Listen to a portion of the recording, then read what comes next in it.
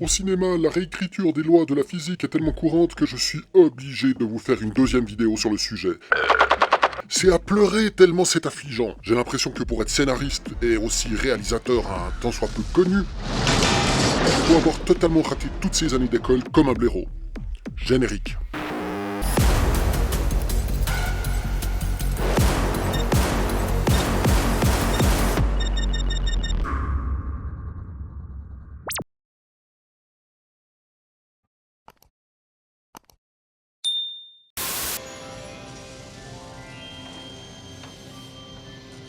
Alors, c'est quoi cette merde?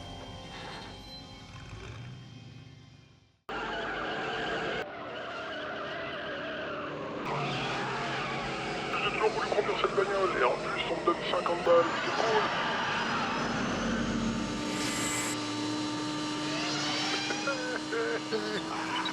C'est cool.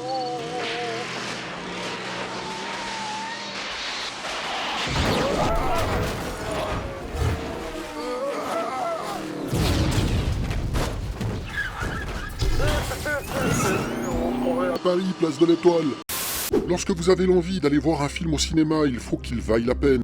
Il ne peut plus rien nous arriver d'affreux maintenant. Et surtout qu'il semble répondre à certaines de vos exigences personnelles. Il ne peut plus rien. Nous arriver d'affreux maintenant. Et si vous êtes ingénieur ou en pleines études de physique, vous risquez de constater très facilement certaines incohérences qui vous feront tout de suite tilter. Pour ma part, certains films sont juste aberrants de stupidité. Non seulement il y a un réalisateur quelque part qui sait normalement que ce qu'il tente de raconter est totalement foireux, Arrêtez de me prendre pour un con, d'accord? mais il sait qu'un large public va payer pour voir ses inepties paraître à l'écran. Edward, si t'étais la moitié de l'homme que je suis. Mais c'est ce que je suis, mon vieux. Je suis la moitié de l'homme que tu es. Si vous n'avez pas vu la première vidéo sur le sujet, elle est là. Pour cette seconde vidéo, voici ce que j'ai choisi dans le genre très moisi. Je suis le réalisateur du film. On va commencer soft avec Les Dents de la Mer 4, sorti en 1987. Ce film est une vraie purge cinématographique. Seulement 2% sur Rotten Tomatoes, et c'est à mon avis encore très gentil. Mais je vais pas m'attarder sur ses qualités scénaristiques et visuelles. À comparer du premier film qui était pour l'époque un chef-d'œuvre du genre. Néanmoins, si vous voulez perdre 2 heures de votre vie à regarder ce 4e épisode, à vous de voir. Quelle merde. Là, je vais m'attarder sur le requin lui-même qui se prend une bonne décharge sa mère et du coup, il hurle de douleur. Or, un requin n'a absolument pas de corde vocale. Il n'a pas de main non plus, donc il ne peut pas non plus porter plainte. C'est très con ce que je dis. Et pourtant, le fait que les requins soient totalement muets, cela devrait être sûrement écrit dans n'importe quelle encyclopédie de l'époque. Je suis un gentil requin, pas une machine à tuer. Wall-E. J'adore Wall-E. Sorti en 2008 de chez Pixar, ce film d'animation est un véritable petit chef-d'œuvre rempli d'humour. Cette histoire met en évidence l'humanité face à une fatalité écologique très pessimiste qui a poussé les hommes à quitter la Terre qui est devenue invivable. Les hommes vivent alors depuis plusieurs générations dans une sorte de vaisseau-ville, comme une arche, dans l'espace. Celle-ci semble générer sa propre gravité. Déjà là, ça sent pas bon. C'est totalement impossible de pouvoir générer une gravité artificielle sans faire appel à une force centrifuge, par exemple. Mais bon, imaginons quand même que ce soit possible. Dans la scène finale, le vaisseau vire de bord, faisant glisser les passagers sur le plancher. Impossible! Vu que ce vaisseau génère sa propre gravité, vous pourriez lui faire 20 backflips, les passagers seraient toujours collés au plancher. Par contre, Wall-E qui navigue dans l'espace avec un extincteur, le principe de poussée, action, réaction est totalement juste. Michael Bay, si tu nous entends... Batman Begins, sorti en 2005. Je suis Batman. Non, pas celui-là. Celui-là. Très bon film de la franchise Batman. Surtout la Batmobile, le Tumbler. Mais je suis pas convaincu par la couleur. J'adore le Tumbler, il est beau le Tumbler. Le Tumbler, c'est le plus beau véhicule de Batman. Vous aimez aussi le Tumbler, hein? Si c'est ça du luxe, moi je kiffe. Hein. Bon, venons-en à la présence d'une arme de destruction plus ou moins massive qui menace toute la ville de Gotham City. Une sorte de générateur à micro-ondes. Il faut d'abord savoir qu'un micro-ondes réchauffe uniquement l'eau. Donc, quand vous réchauffez un plat chez vous, votre appareil agite uniquement les minuscules particules d'eau présentes dans votre repas. Ce qui a pour effet de chauffer les aliments. Dans Batman Begins, le générateur aurait dû tuer tous les êtres vivants présents sur sa trajectoire. Votre corps étant composé en moyenne à 65% d'eau. Qui les connaît? Réponse. Rien. Allons, monsieur. Waterworld, sorti en 1995 de Kevin Reynolds, malgré un tournage chaotique parce que le réalisateur avait envie d'en mettre une bien sèche dans la gueule à Kevin Costner qui faisait sa diva sur le tournage, ce fut aussi un vrai désastre économique et écologique. Il faut aussi savoir que les deux Kevin avaient envie de se fouetter à cause de divergences visuelles et scénaristiques. Ça parle de quoi ce scénario? On nous dit clairement au début du film que les glaces des pôles ont fondu. Le futur. Les glaces des pôles ont fondu.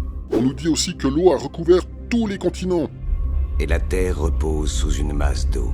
Alors, petit correctif, si toute la glace des pôles fondait, le niveau des océans grimperait de seulement 60 mètres. Donc, même si vous habitez en haut d'une colline au bord de mer, vous ne risquez normalement pas grand-chose. Puis c'est de l'aventure, quoi, surtout en montagne. Il y aurait évidemment un immense désastre écologique évident. Toutes les villes de bord de mer inondées et recouvertes d'eau, poussant une masse de population à partir se réfugier à l'intérieur des terres. Mais ce serait très loin de l'ampleur expliquée dans le film. Lucy, sorti en 2014, ce film nous explique clairement qu'un homme ou une femme n'utilise en moyenne que 10% de leur capacité cérébrale. Et vu que j'en parle, vous vous en doutez, c'est totalement faux. Alors, je ne doute pas que certaines personnes bien connues utilisent à peu près ce niveau de capacité, mais sinon nous utilisons totalement notre cerveau d'une manière très globale, en activant et désactivant certaines zones, et en ne les utilisant pas toutes en même temps. Mais bon, il fallait trouver une sorte d'échelle d'augmentation de capacité cérébrale pour se repérer tout au long du récit. Mais non, c'est faux. De plus, lorsque Lucy est à bord de son avion et qu'elle est en manque de Viagra, et qu'on la voit se désintégrer littéralement, eh bien c'est aussi totalement faux. L'ADN ne peut se dégénérer ainsi en quelques secondes, ou même se reprogrammer. Un code génétique ne peut pas être corrigé une fois qu'il a été établi. La preuve en est avec les malheureux pompiers lors de l'incident de Tchernobyl. Il a fallu plusieurs jours pour qu'ils succombent aux effets des radiations terribles.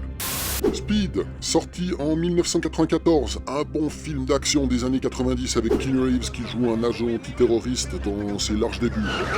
On nous vend que Keanu et son club de figurants mal payés tentent de se sauver d'une bombe installée sur leur véhicule et qui pèterait si sa vitesse descendait trop bas. Donc, l'autobus se trouve engagé à pleine vitesse sur une autoroute aérienne pour éviter d'avoir trop d'obstacles qui le ralentiraient. Mais l'histoire de faire mousser Robert des effets spéciaux, on nous dit que l'autoroute n'est pas terminée et qu'il manque une trentaine de mètres qu'il faudra franchir en faisant un saut monumental avec le bus. Ah mais je veux voir ça, ça m'intéresse. Or, le réalisateur Yann de Bont veut tenter de nous faire avaler la pilule qu'avec le bus à pleine vitesse, cela devrait fonctionner. Alors déjà, non. Non. Le bus, malgré sa vitesse et le fait qu'il n'y a aucun tremplin qui pourrait l'aider, suivrait une courbe directement influencée par sa masse et sa vitesse. Même avec une gravité équivalente à celle de la Lune, la scène aurait été impossible. Et on voit bien que pour cette scène, le bus atterrit après avoir été propulsé en l'air par un tremplin bien dissimulé. Désolé Keanu. Tu aurais dû claquer sur ce coup-là. Angers Démon, sorti en 2009, pour moi ce film est classé dans les ratages réussis, mais ça reste un avis totalement personnel. Vous êtes un enfoiré. Pour ma part, cette trilogie n'a jamais percuté, même si les acteurs en font un maximum pour que cela reste captivant. Et les aberrations historiques sont aussi présentes, mais c'est pas le sujet de cette vidéo. Il nous la raconte. Parlons physique des particules. Ce film raconte que l'antimatière, lorsqu'elle rencontre de la matière, devrait créer une réaction d'énergie très violente. Alors, oui, l'antimatière est l'opposé de la matière, et s'ils se rencontrent, elles s'annihilent totalement. L'homme s'est créé de l'antimatière. Et encore oui, c'est bien au CERN, en Suisse, que l'on en a créé. Mais ce qui me chatouille les douilles, c'est que l'on veut nous faire croire que l'homme a créé assez d'antimatière capable de souffler une ville entière. En fait, je crois qu'on en a fabriqué juste assez pour faire vaciller une flamme de bougie. Et pourtant, c'était parti d'une bonne idée. Matrix, sorti en 1999, un film culte ayant remanié le genre SF de toute l'histoire du cinéma avec ses effets spéciaux et son contexte. Néanmoins, un gros bémol de logique entache ce succès. On apprend que les hommes sont utilisés comme des piles En ceci. pour alimenter des machines elles-mêmes pilotées par une IA bien badass. Alors, effectivement, l'homme génère un courant électrique faible pour faire fonctionner son corps, mais pour cela, il a besoin de se nourrir. Ce qui générerait cette énergie corporelle. Et cette nourriture doit être créée par les machines, qui elles-mêmes consomment de l'énergie pour créer cette nourriture. Alors monsieur IA, je vous conseille plutôt d'essayer d'écarter les nuages qui assombrissent la surface de la Terre et d'y poser des panneaux solaires. Ce serait beaucoup plus facile et rentable. Et même sans écarter les nuages, je pense que les panneaux solaires s'en sortiraient mieux que brancher Homer comme un powerbank. On n'a pas besoin de toi. Alien, la résurrection, sorti en 1997. Comme la franchise Alien ne voulait pas s'arrêter après Alien 3, où l'on se rappelle que Ellen Ripley meurt en tombant dans un réacteur, Non. Il a donc fallu ressusciter ce qui est pour moi la femme la plus badass warrior de toute l'histoire du cinéma.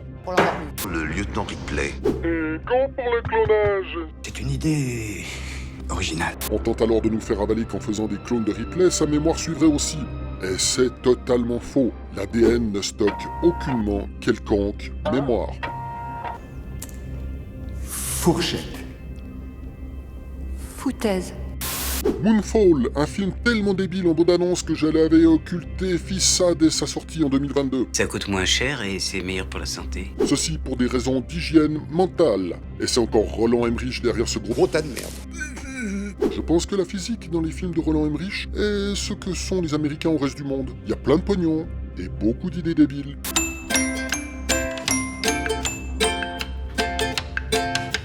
Bon, c'est sur un très bon conseil en commentaire de Pépito13 sur ma première vidéo que je décide de m'attarder sur cette infâme merde. On essaye de vous faire croire que la Lune est une méga structure alien. Pour tous ceux qui adhèrent à ce genre de théorie, je suis désolé, mais on va pas être copains du tout. Car je fais toujours la différence entre hypothèse scientifique plausible et stupidité complotiste alien du dimanche. Je serais même capable d'être méchant, très méchant, qui sait. Bon, revenons sur cette œuvre débile de force majeure. Je parle même pas de Hal Berry qui va rechercher une des navettes spatiales au musée pour la réutiliser. Comme s'il fallait juste y mettre du carburant et tourner la clé. Ah non, je les ai mes clés, elles sont là. Je parle même pas de la Lune qui sort de son orbite pour venir se planter sur Terre. Non mais c'est vrai. À comparer, Moonfall relèguerait presque le film Armageddon de 1998 au rang de véracité scientifique. Je suis déçu. Tellement ça part dans du total n'importe quoi. À fuir, absolument. Et désolé, je ne développerai pas plus sur cette débilité de peur d'en faire de la pub. Je parle de Moonfall, hein, pas d'Armageddon. Enfin oui, Armageddon aussi c'est de la merde, mais au moins il a un semblant de scénario. Et je vous ai dit, touchez surtout à rien, mais vous, une bande de cow-boys. D'ailleurs, et cela ne m'étonne même pas, à sa sortie, Moonfall a fait un beat total. Ça m'a tout de suite réconforté sur la globalité de l'intelligence humaine sur Terre.